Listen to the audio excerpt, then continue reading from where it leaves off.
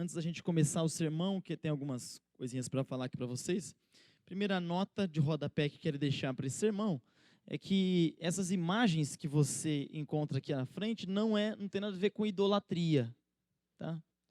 Às vezes a pessoa está chegando hoje aqui, né, não acompanha os outros sermões, a série.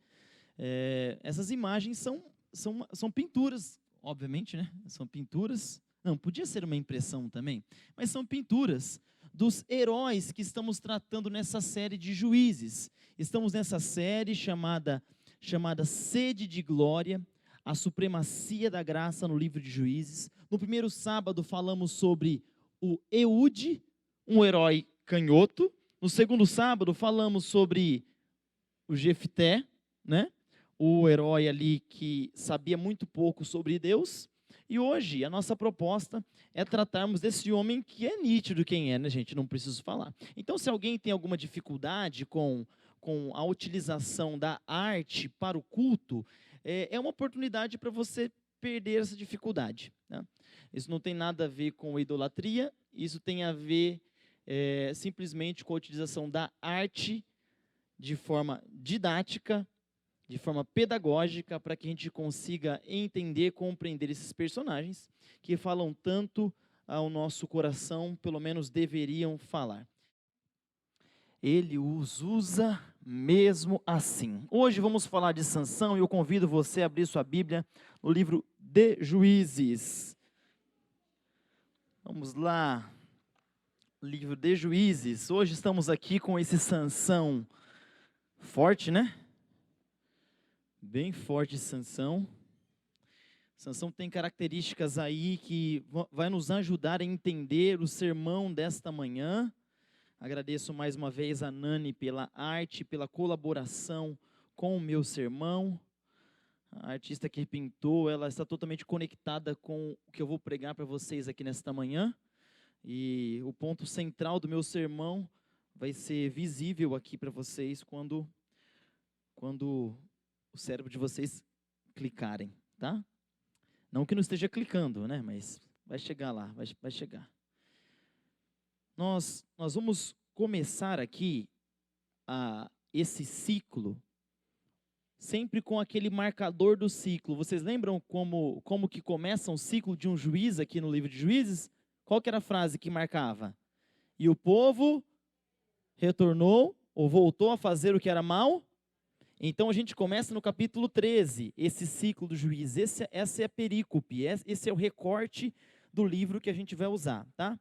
Verso 1 do capítulo 13, diz assim: tendo os filhos de Israel tornado a fazer o que era mal perante o Senhor, este os entregou nas mãos dos filisteus por 40 anos.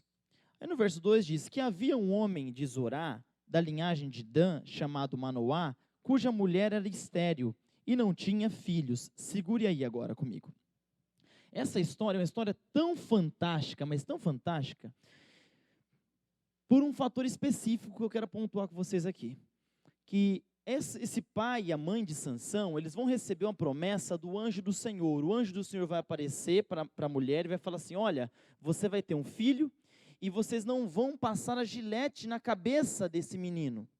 Não vai passar a gilete na cabeça desse menino. Gilete, né? Gilete, o Presto Barba, não, a lâmina. Vamos lá, estou fazendo propaganda de graça aqui no YouTube. Você que está assistindo no YouTube, a gente não está ganhando dinheiro para isso, tá? Foi só uma questão cultural aqui.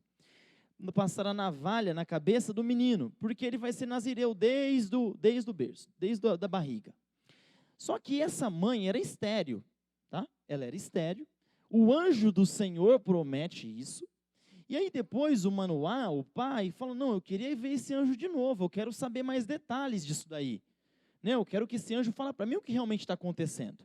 E o anjo aparece de novo, esse anjo do Senhor. E aí eles querem que o anjo coma com eles, e o anjo do Senhor, ele pergunta assim: mas quem é você? E o anjo fala assim: eu sou. E assim, eu lendo o texto bíblico, na hora que eu li, ele falou assim, eu falei: meu Deus, como assim eu sou? O eu sou? Será que é o eu sou lá da sarça ardente? Será que é o mesmo eu sou lá do Êxodo? Sim, Ellen White diz que todas as vezes que a Bíblia retrata essa personagem chamada o anjo do Senhor, é a pessoa de Jesus Cristo que estava se manifestando. Podemos chamar esse momento aqui de uma teofania, uma manifestação da pessoa de Deus nesse momento. O próprio Jesus aparece para esse casal. E esse Jesus, esse que é chamado do anjo do Senhor no Antigo Testamento, ele promete que o filho vai nascer e o filho não vai passar a navalha ou a gilete na cabeça. E a história do Sansão começa assim. O Sansão cresce e o Sansão começa a observar que o Espírito Santo está o intrigando, o incomodando. E em várias vezes na história do Sansão, toda vez que ele vai fazer alguma coisa grande, a Bíblia diz assim, e o Espírito do Senhor se apossou dele, e aí ele faz algo poderoso. Se eu fosse colocar Sansão em algum filme, hoje em dia, eu pediria para o microfone ficar um pouquinho mais alto. Talvez eu seja um pouquinho surdo, só para não colocar o microfone tão perto assim da boca. O Sansão daria certo no X-Men. Eu acho que ele daria certo no X-Men. Ele seria mais forte do que o Wolverine, provavelmente, né? Talvez ia ter os cabelos mais lindos do que o da Tempestade. Ele devia ser um cara fantástico, mas o Sansão, ele só recebia esse poder porque o Espírito Santo se apossava dele, e isso fica muito claro.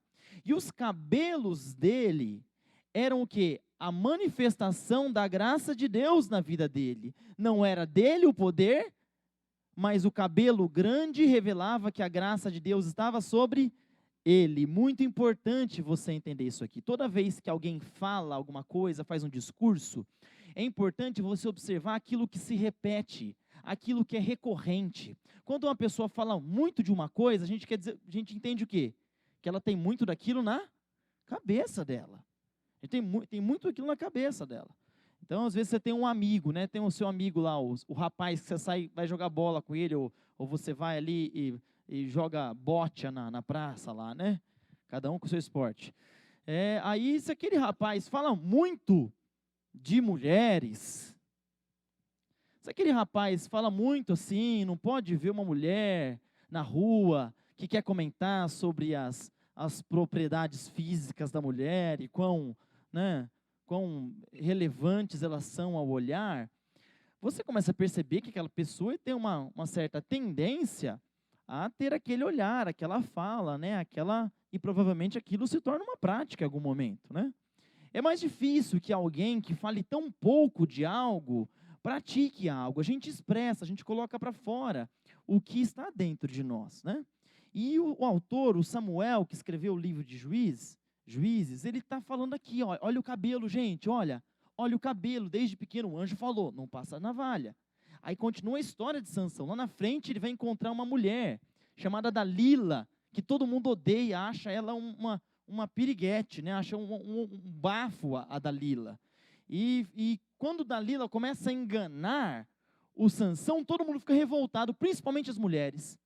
Porque como ele é tão bobo para cair numa história dessa, estava na cara que ela estava manipulando ele. Mas, gente, a Bíblia é o primeiro livro da história da humanidade a evidenciar que a mulher tem poderes especiais.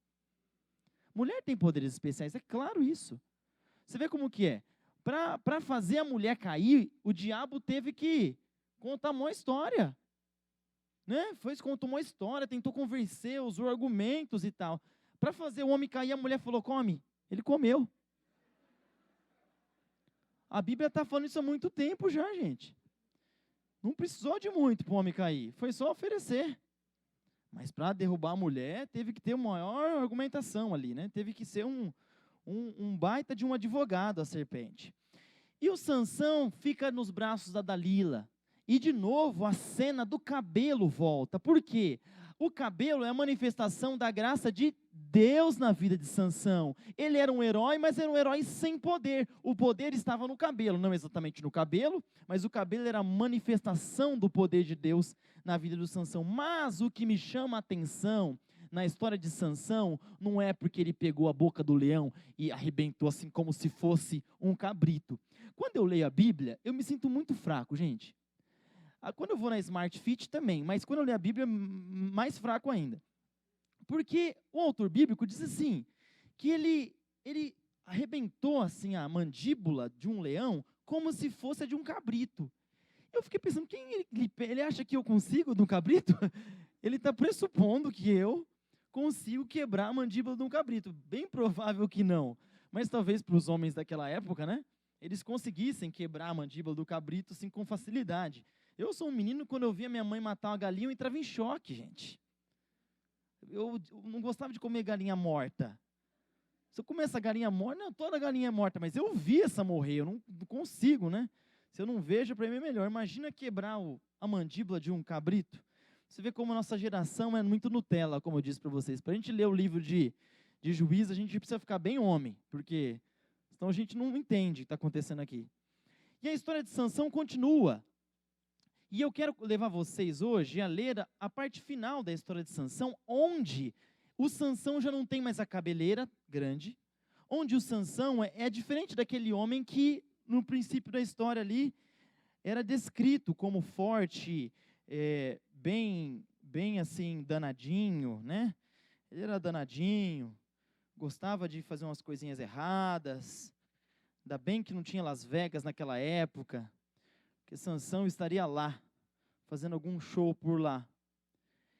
Verso 23 do capítulo 16, e aqui nós vamos ler a morte de Sansão. Sim, porque Sansão morreu, e morte é o que mais tem no livro de Juízes, e sobre a morte vou falar hoje para vocês. Verso 23, leia comigo, do capítulo 16, repetindo, 16, 23. Então, os príncipes dos filisteus se ajuntaram para oferecer grande sacrifício ao seu Deus, Dagom, e para se alegrarem, e diziam: nosso Deus nos entregou nas mãos a Sansão, nosso inimigo.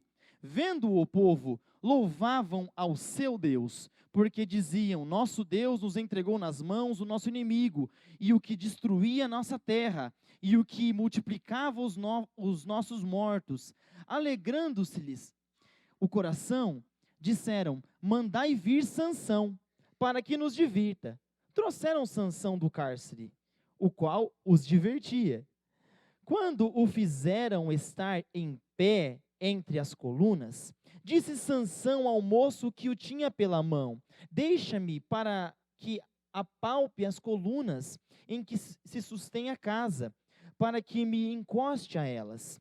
Ora, a casa estava cheia de homens e mulheres, e também ali estavam todos os príncipes dos filisteus, e sobre o teto havia uns 3.000 homens e mulheres, que olhavam enquanto Sansão os divertia. Sansão clamou ao Senhor e disse: Senhor Deus, peço-te que te lembres de mim e dá-me forças, só esta vez, ó Deus, para que me vingue dos filisteus, ao menos por um dos meus olhos. Abraçou-se, pois, Sansão com as duas colunas do meio, em que se sustinha a casa, e fez força sobre elas, com a mão direita em uma e com a esquerda na outra, e disse: morra eu com os filisteus. Inclinou-se com força, e a casa caiu sobre os príncipes e sobre todo o povo que nela estava. E foram mais os que matou na sua morte do que os que matara na sua vida. Então seus irmãos desceram, e toda a casa de seu pai tomaram-no, subiram com ele e o sepultaram entre Zorá e Estaol, no sepulcro de Manoá, seu pai. Julgou ele a Israel 20 anos. Há muita coisa, há muito o que falar sobre Sansão, mas eu quero falar hoje aqui sobre a coisa talvez mais intrigante da vida de Sansão. E que foi um irmão desta igreja aqui que me fez olhar com carinho para esse trecho. E todo o sermão eu vou construir sobre a morte de Sansão. Eu construo esse sermão partindo do pressuposto de que Sansão se suicidou. Sansão se mata. Vou repetir. Sansão se suicidou. Mas qual que é o problema disso, pastor? O problema é que o imaginário católico evangélico coloca diretamente o suicida no inferno. Suicidou? Está morto, vai para o inferno, não tem chance. É assim que o imaginário evangélico católico pensa. O suicida vai para o inferno. É assim que é o imaginário da maioria. Mas a Bíblia relata vários outros suicidas, os quais eu quero citar aqui, né? Porque nem todo mundo cita suicida, porque é meio ruim de falar isso.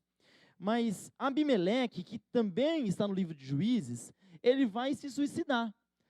Na próxima série do livro de Juízes, que a gente vai ter, a parte 2, tá, gente? Está sendo preparada, mas vai ser no futuro, que vai ter mais 4 outros juízes que vamos falar. Um deles, nós vamos falar aqui sobre Abimeleque. O Abimeleque estava subindo uma torre. Subindo uma torre, Abimeleque tinha matado muita gente antes, já estava subindo uma torre e para invadir um castelinho. E nesse castelinho tinha uma mulher lá em cima. E essa mulher pega uma pedra de moinho, que devia ser um tamanho desse tamanho, assim, uma pedra, e solta, assim, soltou na cara dele. Pá, bate na cara do Abimeleque, o Abimeleque cai lá embaixo. Você imagina, né, que você tomar uma pedrada de moinho no rosto assim, não deve ter ficado bonito, né? Só que ele não morre. E ele fica lá no chão, e ele está quase morrendo, mas não está morto. E então ele pede para o servo dele matar ele. Para matar ele. Porque ele não queria que soubessem que ele tinha morrido pelas mãos de uma... Ei, machismo é fogo.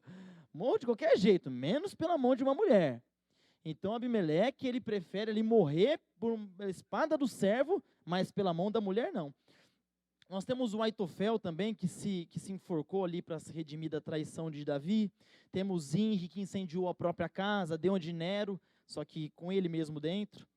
E aí vai ter a história do Saul, que vocês conhecem, que vai ser o primeiro rei, o primeiro líder depois do livro de Juízes, é Saul. E Saul, quando ele está lá na batalha, até o filho dele morre, o que ele faz? Ele se joga em cima da espada, porque ele não quer morrer nas mãos do inimigo. Eu quero escolher o meu destino, o meu futuro. Então eu vou tomar pelas mãos a minha vida, e ele se joga em cima da espada. Nós temos mais um suicida na Bíblia. Esse é muito conhecido, que é o Judas. O Judas se matou ali, se enforcou, e quando Judas se enforca, ele está querendo trazer justiça ao próprio ato dele, porque ele sabia que tinha condenado sangue inocente, e a terra clama por sangue inocente. Então ele quer pagar aquilo que ele fez, e ele paga com a sua própria vida. E o último suicida que eu quero citar com vocês é o Sansão. Só que o Sansão se suicida um pouco diferente, né? Você concorda comigo que é um pouco diferente? Ele se mata, ele fala assim, que morra eu com eles. Ou seja, ele está deixando bem claro que ele sabia que ele ia morrer. E aí, então ele mata ali o povo que era inimigo de Deus e se torna um herói. O que me provoca a falar isso aqui para vocês é o texto de Hebreus capítulo 11. Porque o texto de Hebreus capítulo 11 nos diz exatamente assim. Verso 32. E que mais direi? Certamente me faltará tempo necessário para me referir o que a respeito de Gideão, de Baraque, de Sansão, de Jefité, de Davi, de Samuel e dos profetas, os quais, por meio da fé, subjugaram reinos e praticaram justiça, obtiveram promessas e fecharam a boca dos leões. Se o imaginário evangélico católico coloca o suicida no inferno, o imaginário de Hebreus 11, escrito pelo apóstolo Paulo, coloca o suicida na galeria da fé. Nós colocamos aqui um assassino na galeria da fé, alguém que matou a própria filha. Agora, pastor, o senhor quer colocar um suicida? Esse discurso do senhor está muito liberal. Não fale que é meu, é da Bíblia que colocou ele na galeria da fé, não foi eu. Pergunta para Paulo quando você chegar no céu. Falou, Paulo, qual que era o teu problema? Como que você coloca um cara desse como um exemplo de fé? O cara vivia com um monte de mulher. O cara não, era promíscuo. Agora, como que você coloca uma pessoa dessa na galeria da fé? Isso é um absurdo. É fato que o suicídio é pecado. E quando a gente fala que suicídio é pecado, logo você fala assim, mas pastor, ele pediu perdão. Porque se ele não pediu perdão, deu ruim para ele, hein? Se matou, mas se matou, não deu tempo de pedir perdão. E a gente começa a criar umas neuroses e tentar explicar como funciona o processo do perdão. A gente fala assim, não, se a pessoa não pediu perdão, não tem perdão. se ela não verbalizou, e a gente não tem condições de falar isso, porque a Bíblia diz que com Sansão não foi assim. Ele derrubou as pilastras, caiu sobre ele, não teve tempo de pedir perdão. E a Bíblia diz que foi Deus que deu poder para ele fazer aquilo. A grande verdade é que quando a gente fala de suicídio, é um terreno muito delicado esse. Muito delicado, e a gente tem que ter muito cuidado, porque são muitas as razões pelas quais as pessoas cometem suicídio. Talvez tenha alguém aqui nessa igreja hoje, alguém que está nos assistindo pela internet, não nesse momento, mas posteriormente, que perdeu alguém para o suicídio. Ou que talvez esteja pensando em suicídio. E eu não estou com esse sermão tentando incentivar, validar ou aplaudir o ato do suicídio, que é algo totalmente contrário à natureza humana, à vontade da preservação da vida, e é totalmente contrário à vontade de Deus. Mas sim, a Bíblia coloca um suicida na galeria da fé.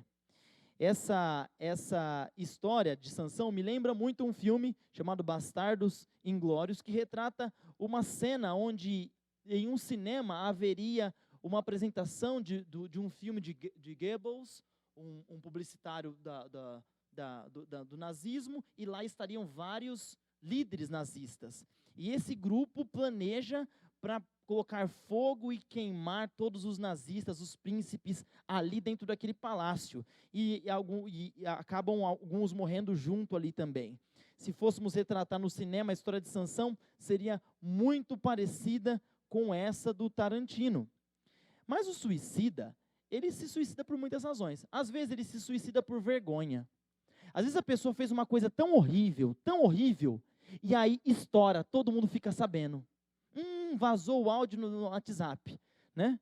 Essa semana o meu WhatsApp foi roubado, e as pessoas que falavam comigo pareciam estar mais em pânico do que eu. Achando que talvez no meu WhatsApp eu devesse me preocupar, que...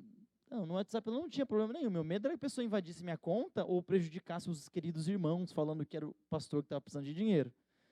Mas aí vaza a conversa no WhatsApp, ou o pessoal fica sabendo o que eu fiz, deixei de fazer. Eu não aguento mais essa vida, não aguento essa vergonha. Então a pessoa se mata porque não aguenta a vergonha do que fez. Ou a pessoa se suicida como uma opção de honra. Ela fala assim, olha, eu prefiro morrer, eu não vou ficar desse jeito, nessa situação, nessa terra aqui, e me manter vivo nessa condição dessa terra é demais. Para minha família, eu não aguento ver minha filha se engravidar com 15 anos de idade. Não aguento, vou e me mato, porque é uma questão de honra. Ou suicídio por culpa mesmo, né? Aquela coisa assim que eu me sinto tão culpado, ninguém sabe, mas eu carrego essa culpa há tanto tempo, isso está me comendo, me destruindo por dentro, e então eu vou e me mato. Ninguém nem sabe por que eu me matei, mas era tanta culpa no coração que a existência já era insuportável. Então a pessoa, ela se suicida como resposta a uma dor passada, uma dor lá do passado, quando eu era criança, sabe? Eu não tive isso, ou então alguém fez aquilo comigo, e eu tenho carregado isso muito tempo no meu coração, e aquilo cresceu, e eu não aguento mais essa dor, e como resultado dessa dor a pessoa vai e se suicida. Ou tem a dor presente, ou a pessoa hoje está sofrendo um abuso, hoje a pessoa está sofrendo rejeição, está sendo segregada, está sendo discriminada, está sendo difamada, e diante dessa dor presente hoje a pessoa prefere se matar. Mas também tem aquele suicídio que é, na verdade, motivo de desesperança. Sabe quando a pessoa já não vê futuro mais? Não vê mais condições para ela. E nesse caso, eu encaixo o Sansão. Porque o Sansão, você acha que ele achava que Deus gostava dele? Você acha que ele não sabia que Deus desaprovava que ele saía com um monte de mulher? Que ele se deitava com prostituta? Um menino que foi escolhido desde o ventre, que o próprio Jesus apareceu para a mãe dele e falou, seu filho vai começar a libertar o povo de Israel dos filisteus, começar a libertar o povo de Israel dos filisteus. Ele não vai passar gilete nunca, vai ser nazireu, nunca vai beber bebida forte, porque só bebia lá, né? Então não vai beber bebida forte, não vai fazer isso, não vai fazer aquilo, ele vai ser separado. E esse cara deitando com prostituta, esse cara nos braços de uma mulher que nem era dele. Agora, não cumpre o que o Senhor fez. Qual que era a ideia, gente, do livro de Juízes? Era expulsar o povo cananita daquela terra. Nem Judá fez, um começou a tentar fazer e todo mundo tentava fazer. Então Deus fala, não, parou. Eu vou colocar o X-Men aqui. Vou ligar para o professor Charles e vou chamar o X-Men, porque só os X-Men para tirar esses cananitas aqui. Então ele faz um X-Men. Alguém com um superpoder, fala, agora esse aqui vai tirar. Mas o indivíduo ele se embebeda com a glória, com o poder, com a força. E ele começa a fazer coisas erradas. Mas Sansão entendia que ele não valia muita coisa. E ele estava num estado de desesperança, ele não via condições para o futuro. Talvez você esteja assim hoje. Talvez tenha alguém aqui dentro, tanto tempo com um problema financeiro, tanto tempo com um problema de trabalho, tanto tempo com um problema familiar, que já desistiu. E que às vezes está até caminhando, mas só respira, não vive. Só respira, sem esperança, estado de desesperança. Mas também tem aquele que se suicida como um ato heróico, ou como um ato de protesto. Essa semana passada, uma mulher lá no Irã colocou fogo no próprio corpo porque não deixaram ela entrar no estádio de futebol. Ela, como protesto, jogou fogo, se queimou na frente do estádio. Morreu, é claro, né? Morreu.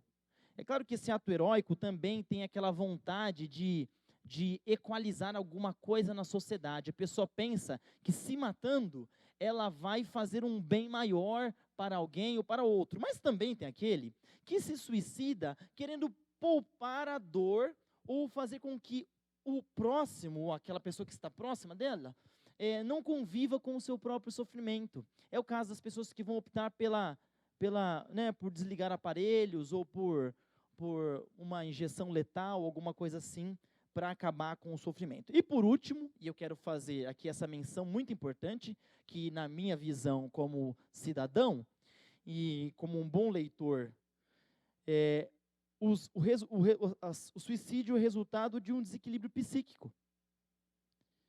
É um resultado de loucura. Não total, às vezes, mas momentos de desequilíbrio que a pessoa toma decisões que não são coerentes, que são contra a natureza humana. E o Sansão, eu não acho que ele estava com desequilíbrio psíquico, eu não acho que ele se encaixa nisso aqui. Mas quando a gente vê alguém que se suicidou, a gente tem que ter muito cuidado. Eu lembro que um dia, era domingo de manhã, e eu recebi uma ligação, falou, pastor, vem aqui em casa, pastor, vem aqui em casa, porque o meu pai se matou. Lá fui eu, na casa de uma irmã que, sabe aquela irmã Gracinha, sabe? Uma irmã Gracinha, assim, eles velhinhos e tal, moravam na mesma casa. Essa irmã que ligou para mim tinha uns 60 anos de idade. O pai dela tinha 92. Um homem de 92 anos de idade, adventista de berço, um homem fiel à igreja, fiel a Deus, homem decente, casado com a mesma mulher durante todo esse tempo, os filhos na igreja, os netos na igreja. Um homem saudável, aparentemente, né? E então, cheguei lá. E assim que eu cheguei, estava a polícia, porque tinham acabado de encontrar o corpo. E aqui eu chego bem rápido, viu, gente? Vocês me ligam, eu chego bem rápido, toma cuidado. Eu chego junto com a polícia.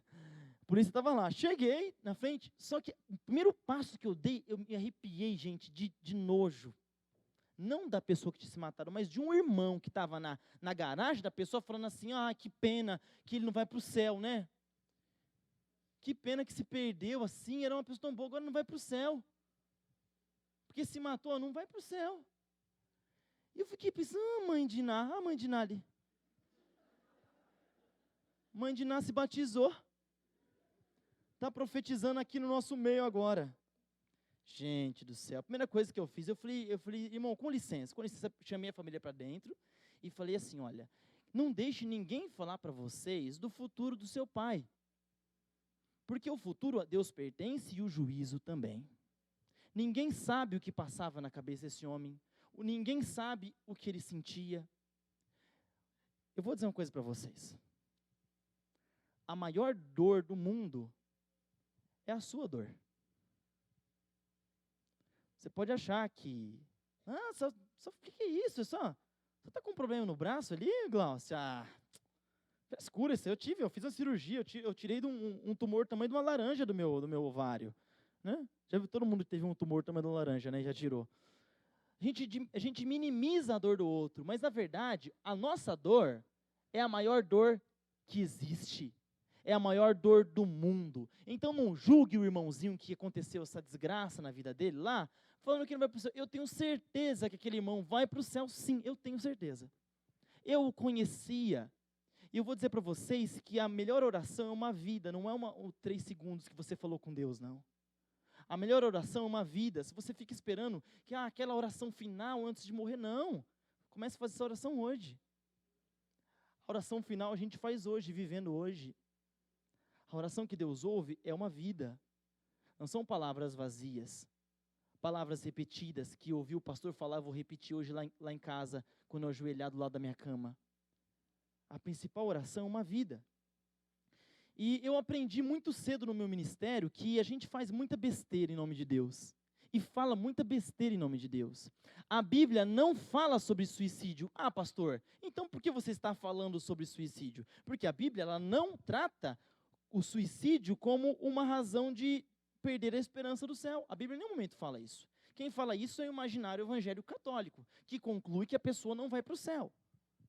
Mas eu, como pastor, e lendo a Bíblia Sagrada, olho para o livro de Juízes, e olho para um Sansão, que fez um monte de coisa errada na vida, que era escolhido por Deus, mas fez um monte de coisa errada, e no momento final, como atitude de tentar cumprir a missão dele, ele morre como consequência disso, sabia que ia morrer, assumiu a responsabilidade, e morreu, se matou ali debaixo daquele templo. E ele é citado como um herói da fé. Quando eu olho para isso assim, eu fico de boca aberta. Sabe por quê? Porque a gente cria um monte de jeito de tirar a gente mesmo do céu. Olha aqui para mim. Nós criamos os jeitos de tirar a gente do céu. E se a gente não criar hoje, a gente amanhã inventa um. E se você não inventar para você, o teu irmãozinho do lado vai inventar um jeito de tirar você do céu. Um argumento para te fazer você desanimar, achar que você não vai para lá. Sabe por que Sansão foi um herói da fé? E nessa manhã eu quero deixar isso bem claro. Se você aprender isso aqui, eu vou sair feliz da vida. Sansão foi um herói da fé, porque mesmo promíscuo, mesmo rebelde, e mesmo não tendo cumprido a vontade do Senhor, ele teve a petulância de pedir. Ele fez tudo errado. Ele fez nada certo. Mas quando tudo tinha dado errado já, ele já estava fraco, ele já não tinha poder nenhum, já não tinha nem mais visão. Ele teve coragem de falar assim: Senhor, por favor, me dá, me abençoa. É interessante que a gente tem muita coragem de pedir coisa para Deus quando o nosso dízimo está em dia. A gente tem muita coragem de pedir coisa para Deus quando a gente casou virgem. A gente tem muita coragem de pedir coisas para Deus quando a gente vem todo sábado para a igreja. Mas quando a gente está errado, quando está com algum pecado, a gente chega assim, perto de Deus, e não tem nem coragem de pedir. Porque a gente acha que Deus é homem. A gente acha que Deus reage igual ao seu vizinho. Mas Deus não é homem. E a misericórdia do Senhor dura para sempre. Sansão é o herói da fé, porque ele foi um dos únicos que, mesmo muito errado, não deixou de acreditar que Deus era misericordioso. Sansão não deixou de acreditar que a graça de Deus o alcançava. Eu sei que nessa manhã aqui eu estou falando para gente que já não acredita que tem jeito para ele. Fala, pastor, eu venho aqui na igreja, eu mantenho as aparências porque é importante para minha família. Eu venho aqui na igreja, eu mantenho esse status quo porque vai ser muito pior se eu debandear por aí. Tem que manter essa aparência. Porque lá no fundo acho que não tenho chance nenhuma do céu. Eu não tenho, duvido que Deus vai resolver. Porque o que eu já fiz, pastor, se passasse aqui nesse telão, eu não conseguia ficar nessa igreja. Não tem como, pastor, para mim não tem jeito. A graça de Deus alcança só alguns aí. Sansão é um herói da fé, Porque mesmo sendo o pior dos juízes, ele ainda ousou pedir. Ele ousou pedir a misericórdia de Deus. E eu vou dizer para vocês que existe uma razão para ele pedir. Ele acreditava muito. Só que Deus deu um sinal para ele. E quando eu li esse texto, nessa madrugada, que eu consegui ver isso. Isso não estava no meu sermão. Mas eu lendo ali, a minha esposa, Clara, ela geralmente fica me questionando umas 2 horas na sexta-feira do que eu vou pregar, sábado de manhã. E muito do que eu ia pregar, eu deixo de pregar, porque ela falou que não tinha nada a ver. E ela me questionando, aí eu fui procurar no original bíblico, fui começar a ler o hebraico, o texto, e eu encontrei o que o texto está querendo dizer para a gente, ou pelo menos o que ele quis dizer para mim. E como vocês sabem, sempre os meus sermões são lágrimas mesmo, porque eles são para mim antes de ser para você. Meu sermão é para mim, de servir para você, que assim seja.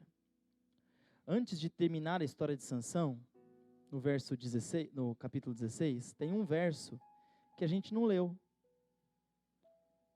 E que ele mostra exatamente o sinal de Deus para Sansão. E você vai olhar para o Sansão agora e você vai entender tudo. Capítulo 16 do livro de Juízes.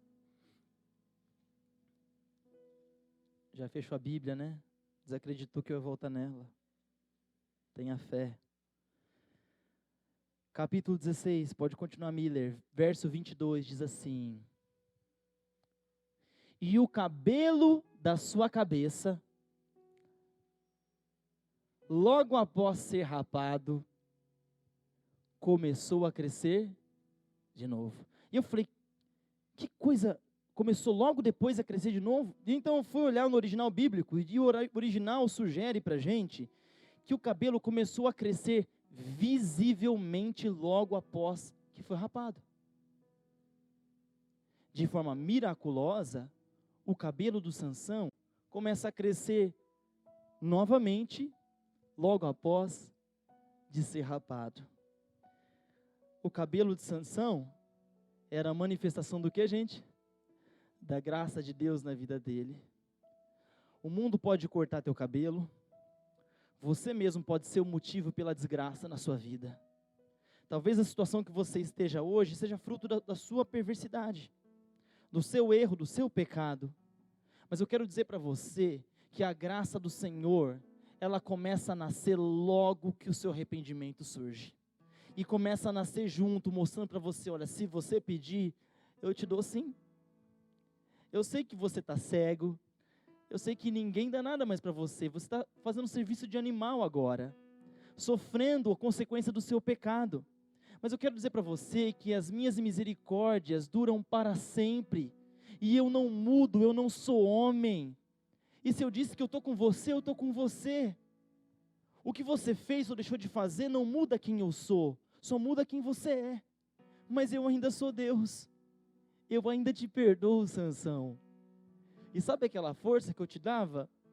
O cabelo vai continuar crescendo. O cabelo vai crescer, eu te dou de novo. Eu não sei o que você perdeu. Sansão perdeu a moral. Sansão perdeu o poder. Eu não sei o que você perdeu na sua vida, mas hoje eu quero fazer um apelo a você. Para você ter a fé que Sansão teve. E mesmo errado, mesmo talvez não merecedor, ter coragem de pedir para Deus restituir na sua vida algo que você perdeu. O nosso Deus é misericordioso. A misericórdia do Senhor dura para sempre. O homem é ruim, mas Deus é bom. E Ele quer te dar aquilo que você tem para pedir hoje. Eu não vou pedir para que você venha à frente, mas enquanto essa música é cantada, eu vou descer aqui embaixo e eu vou me virar para eles e eu vou estar de pé. Sabe por quê?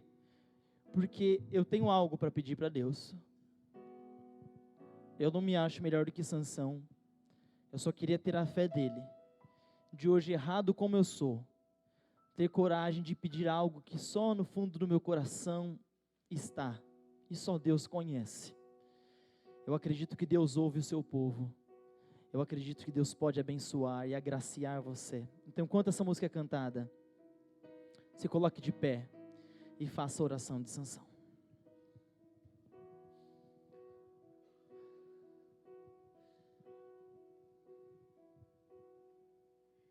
Se meu povo que tem meu nome se humilhar e orar, se meu povo se arrepender dos seus caminhos maus, O Senhor te ouvirá. então os ouvirei e os perdoarei, sararei a terra e suas feridas. Eu me levantarei para os defender, defenderei o povo que leva o meu nome.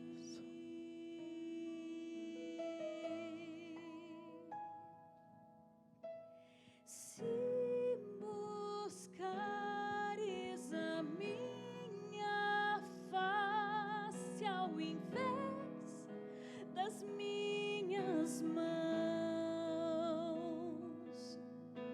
se orareis uns pelos outros e não por coisas, Clame ao Senhor. então os ouvirei e os perdoarei, sararei a terra e suas feridas. Eu me levantarei para os defender, defenderei o povo que leva o meu nome.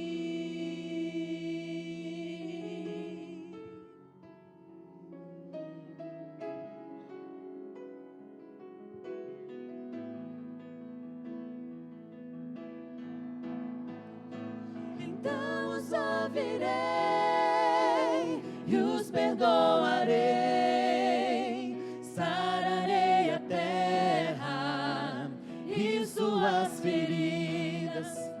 Eu me levantarei para os defender, defenderei o povo que leva o meu nome.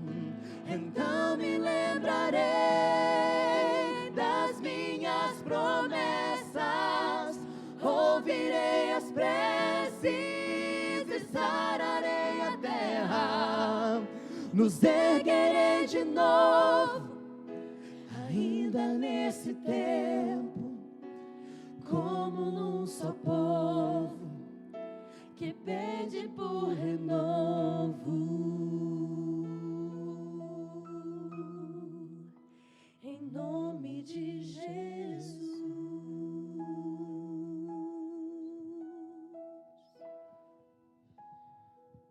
Grandioso Deus, nos abençoe com a tua bênção. Ouça a nossa oração, Senhor. Homens e mulheres de lábios e coração impuros, Senhor, indignos da tua presença, do teu favor, do mesmo jeito que Sansão foi. Hoje nós estamos nesse templo aqui, não dignos, não orgulhosos dos nossos feitos espirituais ou da nossa moralidade, porque sabemos que nós temos lapsos de moralidade. Na maioria do tempo, são erros mesmo, Senhor. Mas que a sua misericórdia nos alcance, e que todos os corações que nesta manhã clamaram ao Senhor, pedindo restituição, pedindo a tua bênção, que o Senhor atenda, que a sua misericórdia caia sobre nós, e que em detrimento de quem nós somos ou do que fazemos, mas pelo que o Senhor é e pelo que o Senhor faz, possamos receber de ti a tua bênção. Oramos acreditando que o Senhor nos ouve e assinamos essa oração em nome de Jesus. Amém, Senhor.